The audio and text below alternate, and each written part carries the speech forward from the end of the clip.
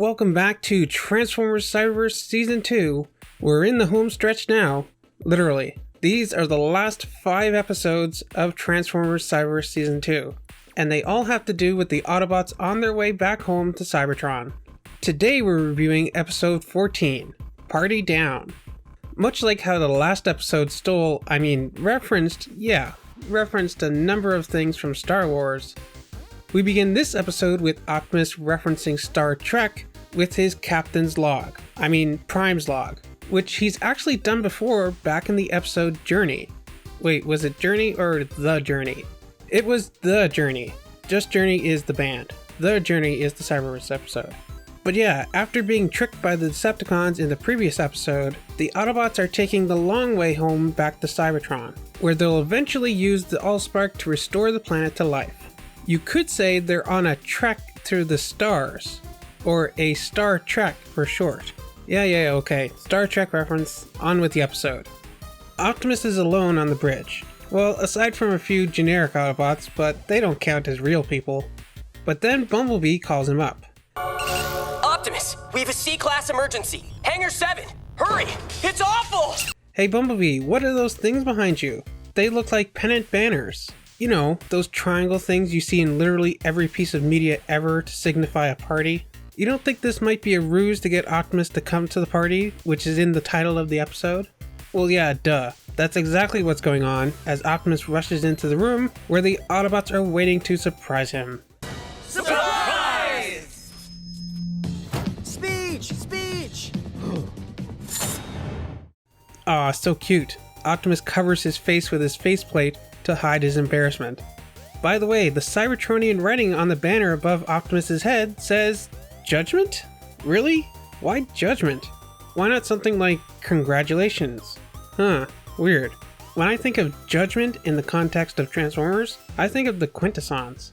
And behind every great commander is a fabulous crew, and that's each and every one of you. Yeah! Really say find friends today. Me Grimlock say we on our way. So finally, it's time for the party! Yes! Ever since we didn't get to see Grimlock's soiree in the episode The Visitor, I've wanted to see how the Cyberverse Autobots party. And now it's finally here! I just want to go frame by frame through this whole party and soak it all in. Because this is a side of the Transformers we rarely get to see. Usually it's all fight, shoot, collect all the MacGuffins, blah blah blah. Okay, well maybe I won't go frame by frame, but I will point out some things of note. First, we see RC talking with Hot Rod and Cheetor. RC and Hot Rod is interesting because of their flirtatious relationship in Transformers the movie. And RC and Cheetor is significant because, as we saw in the same episode I mentioned previously, The Visitor, she helped Bumblebee learn what a cheetah is, which ultimately led them to Cheetor himself. Plus her loose connection to Beast Wars, as I previously covered in that episode review. Grimlock also tinks glasses with her, hinting at their history with each other, which we'll see more of in a future episode. I like how Ratchet is talking about gross medical stuff at the party. It shows us a little bit of his character, and it's totally something that an EMT or other medical professional might be known for doing in real life. And finally, we see Wheeljack handing out these Allspark powered Energon badges, which remind me of two things. First is the Energon stars that were a big part of the Transformers Energon series, which Omnicons and Terrorcons would make and give to their Autobots or Decepticon comrades in order to give them a power boost for a short time. But more so, what it immediately reminded me of when I first watched it was how if you've ever gone to a TFCon in recent years, there's one fan who makes exclusive pins for every show. I immediately thought of her when I saw this. It's like Wheeljack is her, and the party is TFCon. Which at the time of recording this, TFCon is less than a week away. Who knows, maybe I'll see some of you there. Anyways, Cheetor thinks Wheeljack's new invention is unwise. What do you think, Optimus? I think it is quite circular. Well, they're more octagonal than circle, but okay.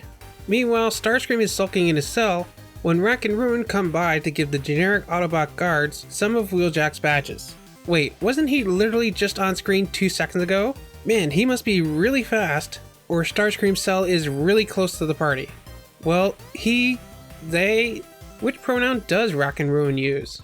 Well, Rack and Ruin trips, spilling some of the badges, one of which lands in Starscream's cell. I just noticed Starscream still has his null rays. Shouldn't they have disarmed him before locking him up? Maybe they have some kind of weapon dampening field inside the cell. Yeah, that's gotta be it. It couldn't be that they forgot about them, or just didn't bother making a new model for Starscream without his null rays, right? Back at the party, I'd like to point out one other thing. No, it's not that Rack and Ruin is already back here too. It's who RC is talking to. It's Drift! And not just Deadlock being called Drift, now he is actually in his Autobot body, like we've seen in the toys and his original design in IDW. Last time we saw him, he was still in his Decepticon Deadlock body. Why did it take until now for him to get his Drift body? And how did he get it? Did Ratchet perform plastic surgery on him? Or would it be metal surgery? Is it a whole new body? These questions and many more will not be answered in this episode. By the way, did you know that Drift's previous Deadlock design was not based on Deadlock in the comics, but is actually based on a quote-unquote fan design done by Guido Guidi to show what Deadlock might look like if he was a triple changer in the G1 cartoon, which is basically an evil repaint of Springer. I say quote-unquote because while this design wasn't created for anything official at the time, at least that I know of, Guido Guidi is known for doing a lot of official Transformers art. Specifically, I believe he's the one who does all the packaging art for the toys. Correct me if I'm wrong, but I believe that's him. And that's in addition to all the other official art that he does for the IDW comics and other stuff. Anyways, let's end that tangent and get back to the review. So everyone's partying, we see Prowl and RC together, which may be a reference to them in IDW. Also, please note that we can see Cheetor wearing one of Wheeljack's badges. That'll become problematic in a moment. But yeah, Teletran drops a disco ball and starts playing some polka music. Haha, I love how Ratchet is doing the moonwalk. When would you have expected to see that out of any Ratchet in any Transformers continuity ever? We also get this super cute moment of Bumblebee asking Windblade to dance. Yes, I know in a previous episode that I speculated that Hot Rod and Windblade might be a couple, and Bumblebee and RC might be another, but deep down, I really want to see Bumblebee and Windblade together. It's fine if they just stay friends, but they've been through so much in Season 1, don't you think they should end up together? Also, I don't know if Wheeljack and RC being together means anything. I saw some people on social media very excited about it. Maybe I'm missing something, or maybe it's just someone's personal ship. Anyways, everyone's dancing and having a fun time when all of a sudden, Wheeljack's badges start going haywire. This might not be good.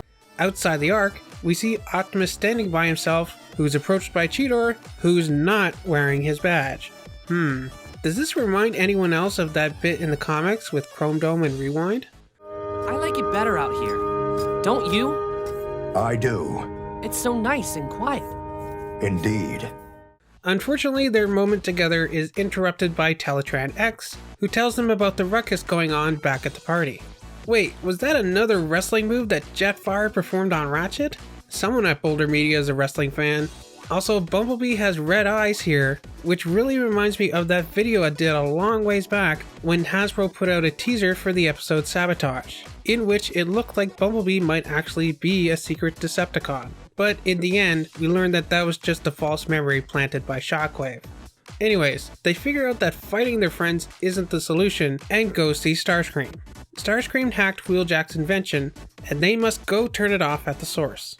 But to get there, we'll have to go through All our friends.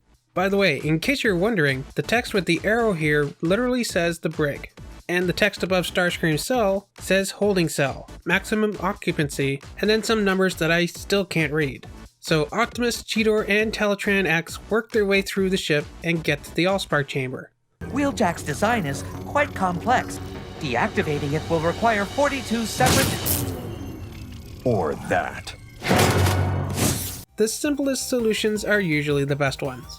So everybody snaps out of it, and they all seem to be a little bit down about, oh come on, why is Drift back to using his previous body? the next time we see him, which is literally 2 seconds later, he's using his new Autobot body again. But why is he in his old body for just this shot? Come on, Boulder Media. Well, Optimus puts some music on, we see Preceptor's here, Optimus does the robot. Wait, why is Preceptor here? I thought he got left on Cybertron. I suppose in the gap between Season 1 and Season 2 he might have found his way to Earth, but this is literally the only time we've seen him since Windblade's story in the Fractured episode back in Season 1. And he doesn't appear in any other scenes in this entire episode. None of the other wide shots of the party. So yeah, I guess the animators just decided to stick Percy in here for no reason? Will he already be on Cybertron once the Autobots get there? Or was this not an accident and he actually is on the Ark? If so, then why the hell hasn't he been helping Wheeljack? Or why haven't we seen him until now? Well, despite the animation errors, I loved this episode. I always like to see the Transformers do stuff other than the normal fighting. And I liked how this episode was kind of an homage to the Hate Plague. I mean, they could have easily just had the Ark fly through a cloud of spores in space. But then they would have had to come up with some contrived way of explaining why Optimus, Cheetor, and Teletran X were unaffected. And then, much like how they cured the Hate Plague in G1 using the power of the Matrix, they probably would have used the power of the Allspark here. But as we'll see in upcoming episodes, they already kind of do that a few times. Oh, we have a problem? Use the Allspark, fixed, end of the episode. I like how they avoided doing that in this one. But yeah, it was just a really fun episode and one of my favorites in the series. Even if it did contribute absolutely nothing to the overall plot of the season. It was a highly entertaining episode. What about you? What do you think of this episode? Did it fuel any new ships for you? Can you identify any of the other dances the Autobots were doing? Do you think the Autobots have extremely poor taste in music? Let me know down in the comments. And as always, don't forget to like, subscribe, share, ring the bell, all that fun stuff. Thank you so much for watching, and I'll see you here next time for the episode Wiped Out. See you then!